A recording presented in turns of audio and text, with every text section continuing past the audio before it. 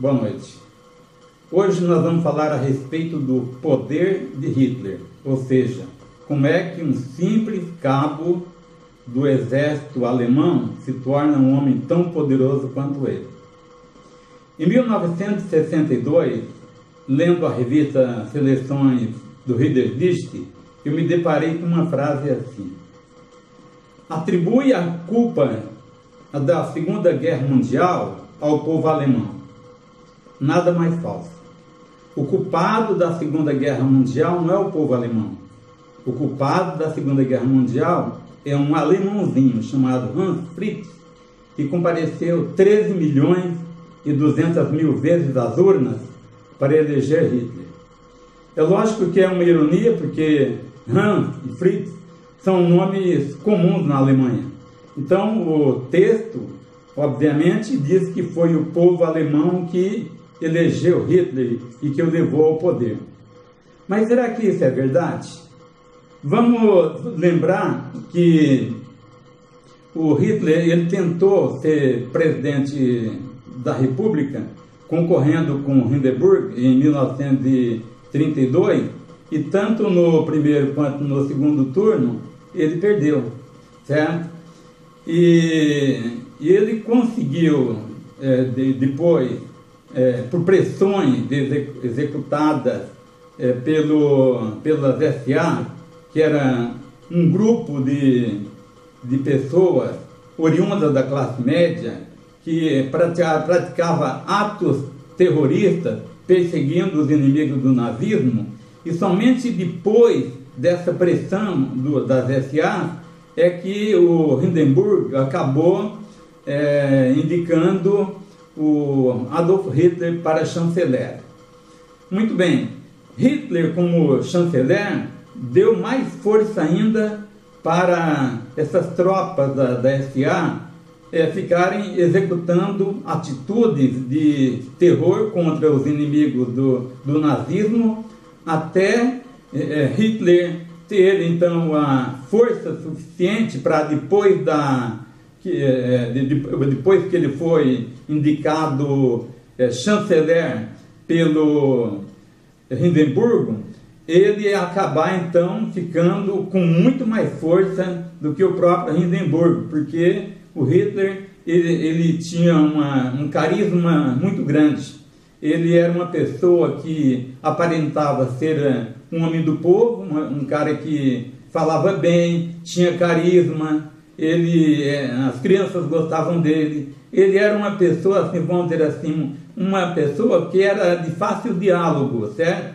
E as ideias dele eram ideias nacionalistas e que tocava a fundo, entrava na alma do povo alemão, principalmente por conta conforme eu disse, da rendição alemã e depois também por conta do próprio Tratado de Versalhes.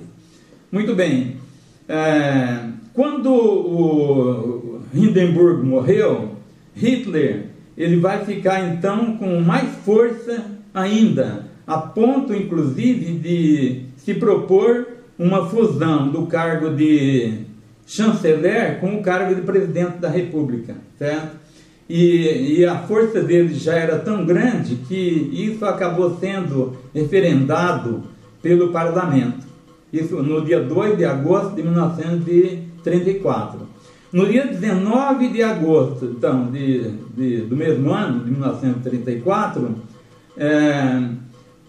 houve então um referendo junto ao povo alemão para ver se o povo aceitava essa fusão, né, de presidência da República com chancelaria.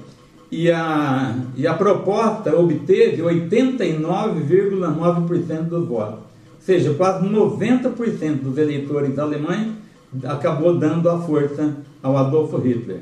Então, isso explica, então, aquele texto que eu falei inicialmente, das seleções do Reader's List, como se Hitler tivesse sido eleito pelo povo alemão. Na verdade, o povo acabou aprovando o referendo porque já naquela época ser inimigo dos nazistas era sofrer ameaça de morte. E, paralelamente a isso, o regime mesmo enquanto chanceler, a economia da Alemanha já começava a dar sinais de melhora, entende? Certo? Então, eles achavam que Hitler, com mais força ainda, poderia reconduzir a Alemanha ao seu passado histórico, à sua força histórica. Muito bem. Então, é por conta disso que Hitler torna-se o Führer, tá? É uma palavra alemã que significa líder. Ele passa a ser o grande líder da Alemanha, tá?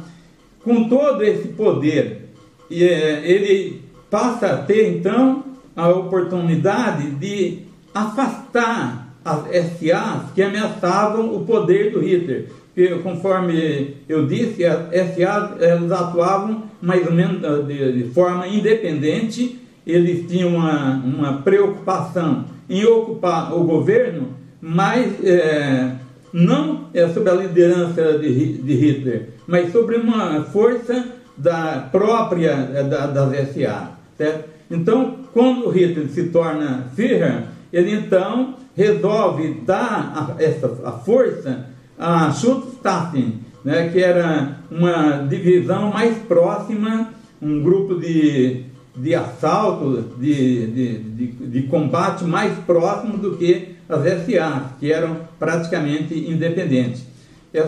A Schutzstaffel, ela era liderada pelo Heinrich Himmler, certo? Que era amigo pessoal do Hitler e que vai ter um papel decisivo durante o período das perseguições aos judeus. Sobretudo serão as SA, certo? Influenciando a polícia secreta, que é a Gestapo, daí SS Gestapo, serão os responsáveis pela perseguição, prisão e extermínio dos judeus nos campos de concentração. Tá? Então, a partir daí, Hitler, vendo que ele está com tudo, ele vai aproveitar esse momento histórico para poder fazer o avanço da Alemanha. Certo? A Alemanha primeiro conquista um território, a Renânia, certo? Depois, e ninguém fala nada, e depois ele avança sobre a Tchecoslováquia e ninguém fala nada, certo? Tanto a França quanto a Inglaterra ficam quietos. Eles haviam alegado que só reagiriam contra Hitler se ele ocupasse o território polonês, certo? Nesse período de tempo, Hitler passou a desobedecer o Tratado de Versalhes, certo? E começou então a formar um exército, a aumentar o exército, que passou a ter 500 mil de soldados, e foi aumentando cada vez mais, e ele, sentindo que a França e a Inglaterra não reagiam contra ele, ele acabou então adquirindo mais força, foi treinando cada vez mais o pessoal através de um serviço de propaganda muito bem feito, né, por Goebbels. Ele foi conquistando cada vez mais a adesão do povo alemão aos seus projetos. Só para vocês terem uma ideia da força dele, ele chegou a ponto de fazer a Inglaterra aceitar ele construir uma frota marítima, 1/3 da força marítima da Alemanha, da Inglaterra, e que será decisiva, terá um papel decisivo na Segunda Guerra Mundial. Eu gostaria de lembrar a vocês que esse livro de Dietrich Schwandt, Cultura Geral, é um dos melhores livros de história sobre a história da Alemanha. Eu me baseio nele. E assim como eu me baseio também nesse livro do Geoffrey Blayden, Uma Breve História do Século XX. Certo? Esse livro é muito bom, eles trabalham assim, com dados mais próximos da realidade, eles não ficam preocupados em mentir historicamente. Mas esse livro aqui, que eu acho um dos melhores, ele chama-se O Passado Imperfeito. a história no cinema, ou seja, como o cinema vê determinados fatos históricos. É muito interessante. Os autores, eles mostram qual filme que se aproxima mais da realidade, quais os que fogem totalmente da realidade, certo? E é um livro interessante, no qual eu me baseio muito para poder dar as minhas aulas. Muito obrigado, boa noite.